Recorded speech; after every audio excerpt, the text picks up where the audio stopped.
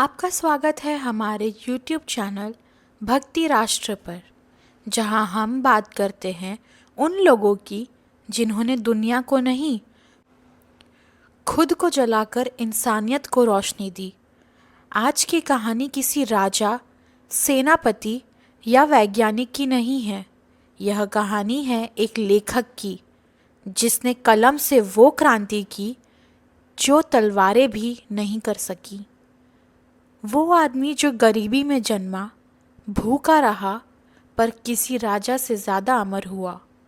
वो थे मुंशी प्रेमचंद। एक ऐसा नाम जो शब्दों से समाज को आईना दिखाता रहा और जिसने सिखाया साहित्य का काम मनोरंजन नहीं, जगाना है।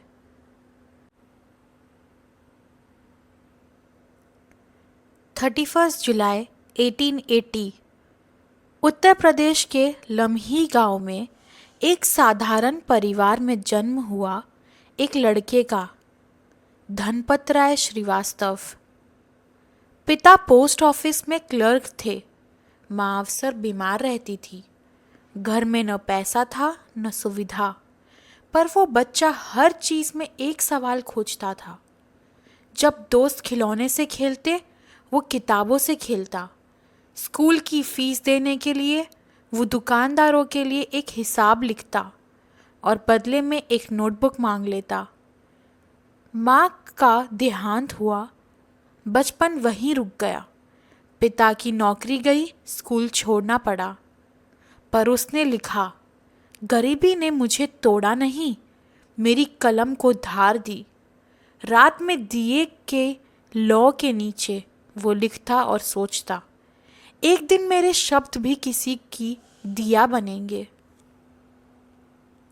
जवानी में उसने स्कूल में मास्टर की नौकरी पर पकड़ी। छोटा वेतन, बड़ी जिम्मेदारी।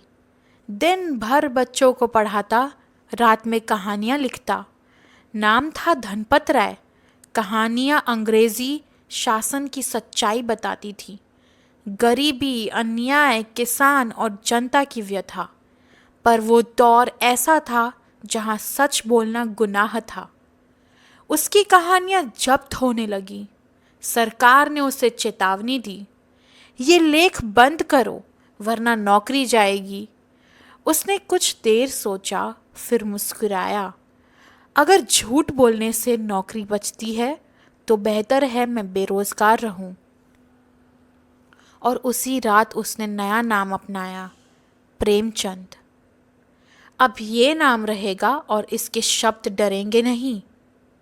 1910 के दशक में उसने लिखना शुरू किया, पर यह लिखना किसी कला नहीं, एक युद्ध था। उसके शब्द गरीब किसान की चीख बन गए। गोदान, कफन, पूस की रात, नमक का दरोगा। हर कहानी समाज को झकझोर देती थी। लोग कहते, वो कहानियाँ नहीं लिखता, वो देश की आत्मा लिखता है।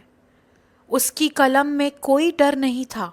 वो कहता था, अगर साहित्य सिर्फ फूलों की बात करेगा तो समाज की गंध कौन लिखेगा। उसकी कहानियाँ नायक कोई राजा नहीं, बल्कि एक गरीब किसान, एक विधवा, एक मजदूर या वो स्त्री होती थी जो समाज की बोझ तले दब गई थी। उसने कहा था, कला तभी जीवित है जब वो अन्याय के खिलाफ खड़ी हो। दोस्तों, सोचिए, एक ऐसा वक्त था जब लिखना भी विद्रोह था और प्रेमचंद ने बिना डर के लिखा। अगर आपको लगता है कि आज भी सच बोलना मुश्किल है, तो इस वीडियो को लाइक कीजिए और कमेंट में लिखिए, सच कभी नहीं मरता। क्योंकि जब सच बोलने वाले खामोश हो जाते हैं, तब समाज अंधा हो जाता है। 1920 का दशक, ब्रिटिश राज, आर्थिक संकट और कलम का बंधन। प्रेमचंद की तनख्वाह बस गुजारे लायक थी। कभी कभी 2 दिन का खाना भी नहीं होता, पर वो लिखना नहीं छोड़ता। वो कहते, भूखा शरीर बर्दाश्त कर सकता हूँ, पर खामोश आत्मा नहीं। उनकी पत्नी ने एक दिन पूछा, इतना सब सहने के बाद भी लिखते क्यों हो? वो बोले, क्योंकि अगर मैं नहीं लिखूंगा तो आने वाली पीढ़ी कैसे जानेगी कि हम झुके नहीं थे। उनकी कहानियों में वो आग थी जो धीरे धीरे समाज के दिल में उतरती गई। गोदान लिखते वक्त वो बीमार थे, पर बोले, अगर मैं नहीं लिखूंगा तो भारत का किसान कौन लिखेगा?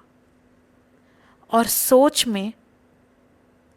में उस किताब में भारत का पूरा दर्द था। 1930 का दशक में प्रेमचंद ने अपनी कहानियों को सिनेमा में लाने की कोशिश की। वो बम्बई पहुंचे फिल्म मजदूर के लिए।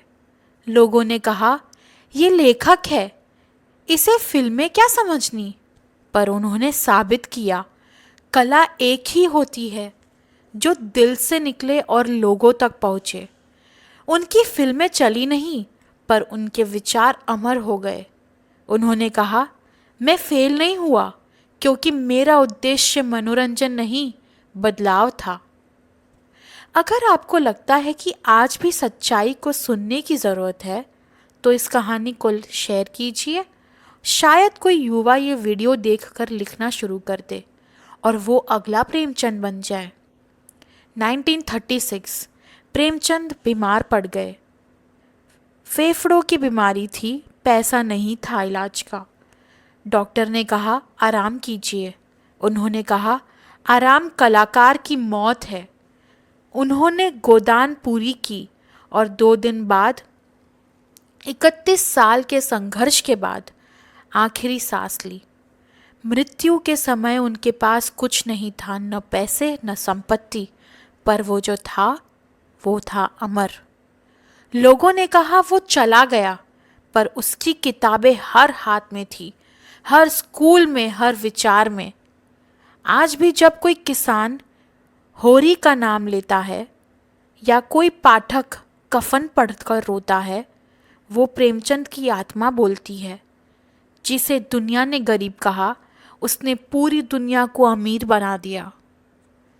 मुंशी प्रेमचंद ने हमें सिखाया कि लेखन सिर्फ शब्द नहीं होता, वो जिम्मेदारी होती है। उन्होंने न सत्ता की पूजा की न डर की, उन्होंने केवल सत्य को लिखा। और यही कारण है कि वो आज भी हर किताब के पहले पन्ने में जिंदा है। साहित्य समाज का दर्पण नहीं, उसकी आत्मा है। जो समाज को सोच दिखाती है वो अमर होता है, चाहे उसका शरीर मिट जाए। जय साहित्य, जय विचार। दोस्तों, अगर प्रेमचंद की ये कहानी आपके दिल को छू गई हो तो वीडियो को लाइक कीजिए और कमेंट में लिखिए, सत्य सबसे बड़ा साहित्य है। चैनल को सब्सक्राइब कीजिए। धन्यवाद।